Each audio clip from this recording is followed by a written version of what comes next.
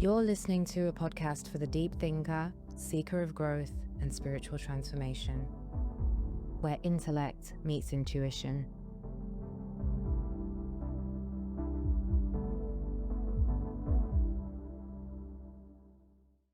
Right, so we've heard about Kemi Badenoch. She's the leader of the Conservative Party, breaking history. I mean, it's awesome news, but also there's a lot of clapback. So what do you think about this? I think the clapback was more in relation to some comments she made about distancing herself from her heritage, I believe. I'm not sure exactly what the quote was. Ah, I see. But I think that obviously she has got to the position that she's in because she's qualified for it. And I think that it's always great to see, women, minority women that are qualified and capable actually be recognized and rewarded for their work and for their ability. I think in terms of her comments made around distancing herself from her heritage, here's my thing. Being black or being an ethnic minority is not synonymous with negativity, and it shouldn't be. And if it is, then we need to change it. It's our job to change it. Mm-hmm. And by change it, what I mean is we're not distancing ourselves from heritage. We're not distancing ourselves from blackness. Yeah. We are British. True. We are Black British. But the two things should complement each other. We don't need to, distance ourselves from our heritage to be taken seriously or to be regarded as worthy and as capable because, actually, we have proven time and time again that we are not only capable of good work, but we're also capable of excellence. And, the proof and the validation is there. And so I think the idea of, I want to distance myself away from the negative stereotypes. No, let's go closer and further into our heritage and actually just show people that we can be both and it's fine. And actually everything that you've heard or seen that's negative about our people is not always true. Yeah. I mean, I definitely see that there's two sides to this because I feel like definitely it might be that you are in a career where you probably are rewarded for denying your blackness or your black identity. And, you're kind of promoted. If you're in if she's in parliament, for instance, there's probably not many black people there. So you're surrounded by this kind of white elitist group of people a lot of the time. So, there is this temptation to kind of become that and kind of associate with that and start to coordinate with that. And I think some people feel like they have to choose, either I'm Black British or I'm more British conservative than I am Nigerian, African, Ghanaian, whatever that might be, Asian. And I think that is a difficult situation. And I can understand it because I've been there. I've been in those boardrooms where you're the only black person and imposter syndrome comes in and you're just kind of like I've been in those situations where, you probably try to be as white as you possibly can. And I get it. And it doesn't help that there is negative stereotypes out there because people will use stereotypes and people will think the negative thing. If they see a black person walk in, naturally they might think, not capable, not competent. And so she probably wants to distance herself from, I think you mentioned something about corruption, the corruption in Nigeria and not being seen as Nigerian. But the way that you distance yourself from it is by not being that thing or by being the antithesis of that thing. Yeah. That's how you distance yourself from it. You don't distance yourself from it by saying, I'm not this thing or, I'm not like them. No, you distance yourself from it by living the example of who you are and what. Well, that brings me to the second point, which is, being able to embody it, even when there's so much negativity or so much lack of representation, being able to embody it and be the example, be the representation, be the positive representation, be the best Nigerian female politician there is. Show the integrity, show the opposite traits that are in the stereotypes. And I think that's where the platform and the position has power, because you can inspire a lot of people and be a real role model. And so I think it's a mistake to disassociate completely from that, even if there are reasons. I think it's actually better to embody it and say, okay, yes, I'm Black British, but also my heritage is Nigerian. However, as a Nigerian, I am, honest.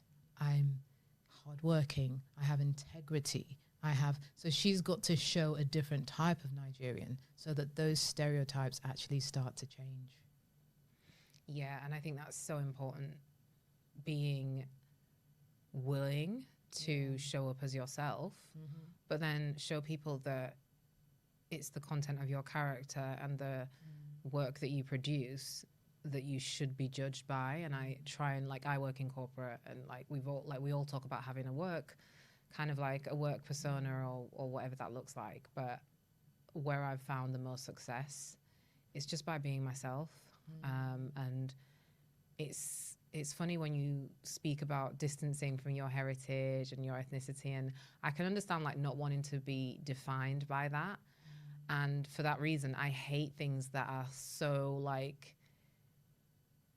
enclosed in this such is a for, label. This is for, white people, this is for Black people, this is for, because it almost feels a bit too, well, we're just people at the end of the day. But I think the idea of distancing yourself from your heritage is crazy to me, because from my perspective, I look at this every day. I look in the mirror. This is what I look like. I am, I'm a person with Black skin, and I'm very proud and happy about that. So the idea of forgetting it doesn't make sense to me. I mean, I think definitely there is or has been a Black identity crisis. And I think it's it's really prominent when you grow up in a different country to your parents. When we say we're Black British, you really start to understand the crisis of identity. Because I know what it was like, going to high school. I think me and you were the only Black kids in our year group. Maybe there were 2 other kids or 3 other kids. And we were just such a minority. And I think the temptation is to kind of forego your identity and your culture and almost think of it as something that's bad, and something that you want to just stay away from. And I think it takes a lot of work. I mean, I've had to do a lot of work to be able to, rather than resenting that, but actually being able to accept it and say, you know what, it's not perfect, but definitely there's so much hope and potential in this community, in my community, and it's something I ought to be proud of, and something I ought to represent in a really, really positive way. And I think that's a big opportunity for Kemi.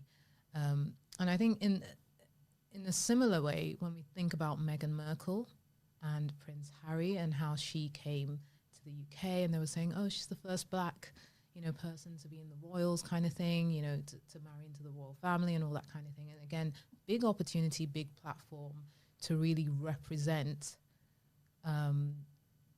minorities as well. Although she, is mixed race, but she looked more white.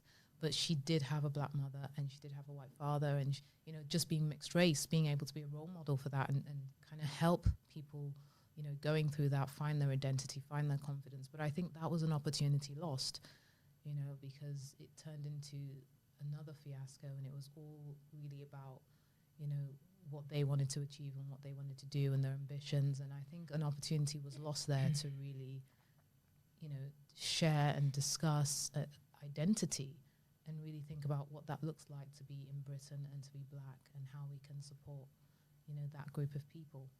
I think what it also did was it opened up a conversation about maybe the closed-mindedness of some people, or maybe the difficulty, of actually integrating into a society that you're not originally, I guess, from.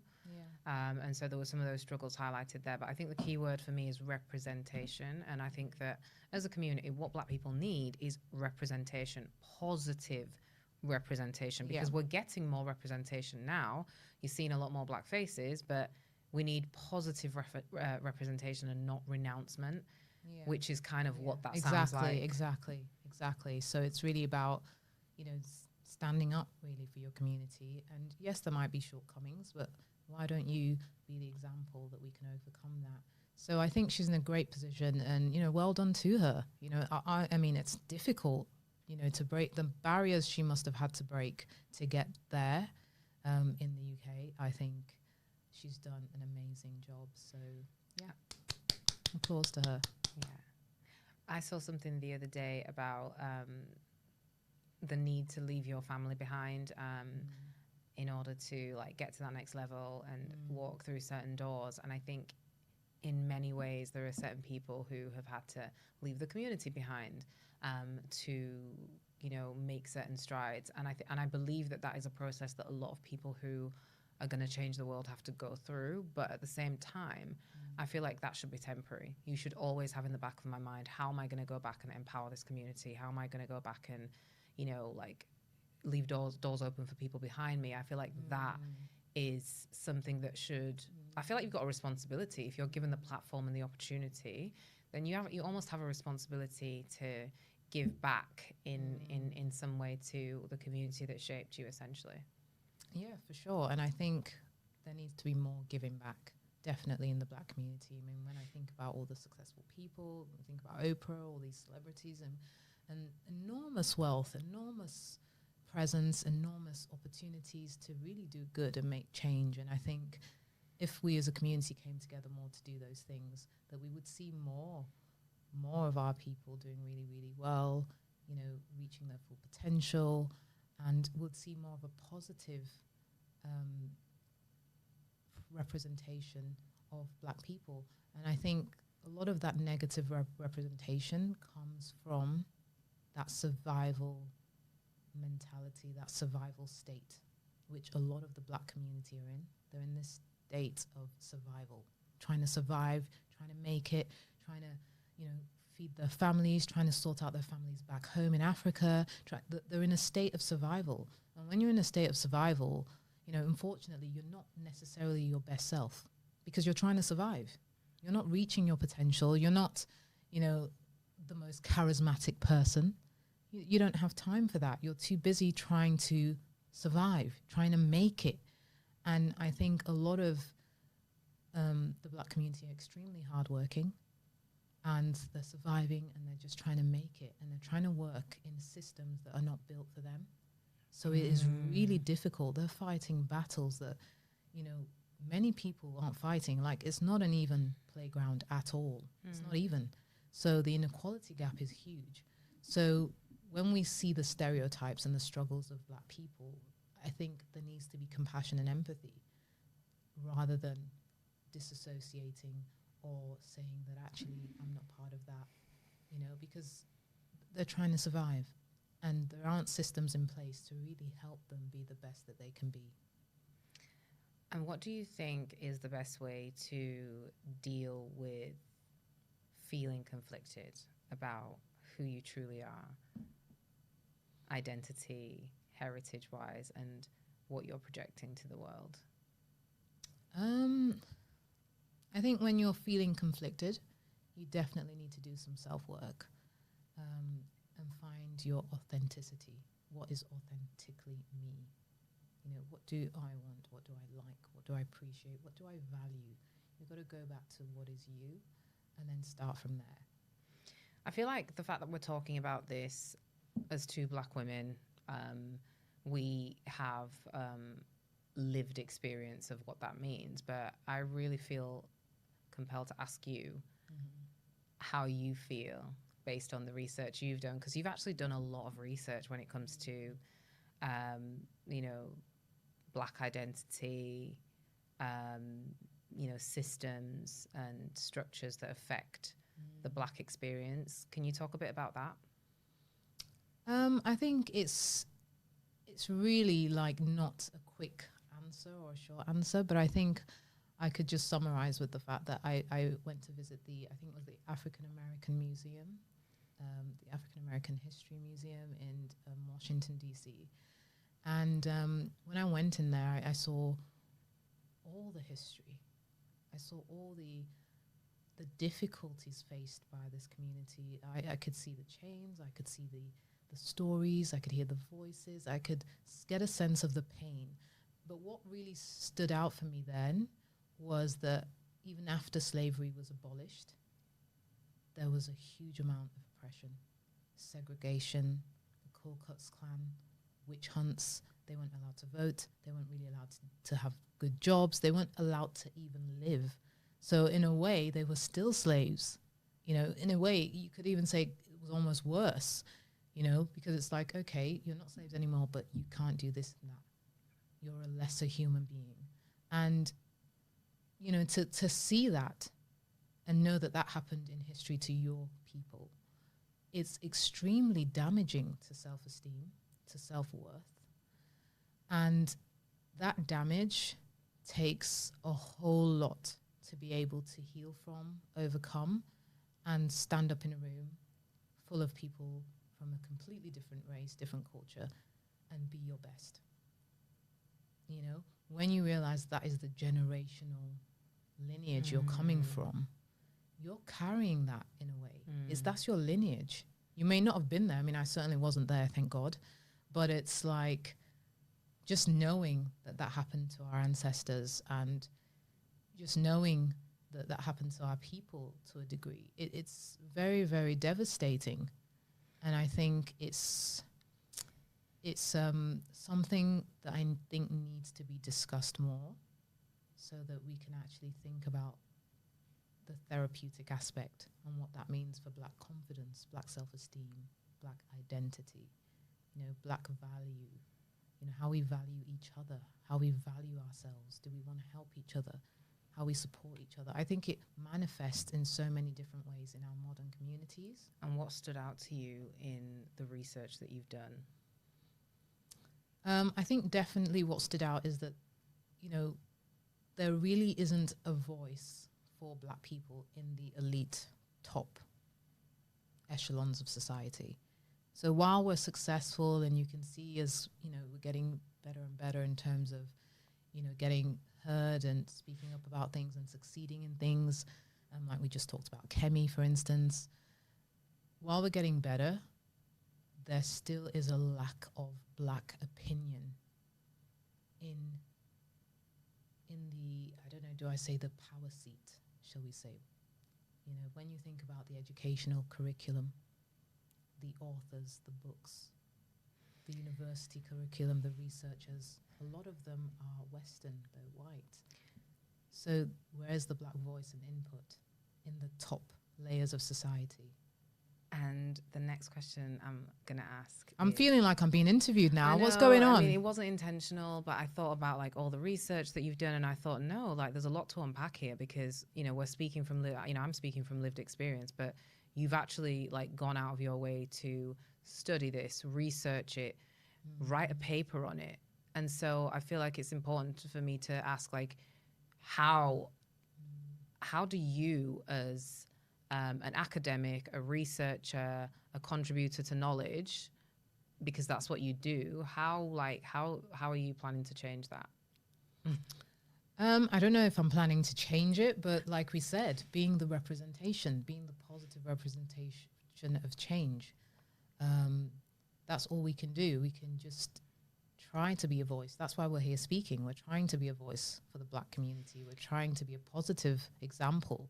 And hopefully in time, with more people doing that, we will start to see change, you know? I mean, in terms of your experience, just, you know, I know you work in corporate, you know, in one of those big corporate, you know, institutions, and you've probably gone through a lot of what we're talking about, just trying to rise through the ranks. And what's your experience been? I think my experience has been, quite layered, definitely not multidimensional, because it has changed very much depending on the company that I'm working for, or depending on the type of team that I'm in. I'm very fortunate right now in that I'm in a good, strong, you know, I'm in a good, strong team where like individual contribution and, you know, merit, I think, is rewarded and recognized. And so it's a good place in that sense. But I've definitely been in the position in the past where it has felt as though I've had to do a lot more and work a lot harder to be recognized. Yeah, definitely. It's like you have to do so much more just so that you get that recognition, that promotion, so that you're seen. And I think that's something to really consider and talk about the impacts of that. But it's really, really interesting. Really interesting. I'm glad we had this conversation. We're so happy you made it this far, but don't stop there. Subscribe to our channel so you can see episodes as soon as they drop. Thank you.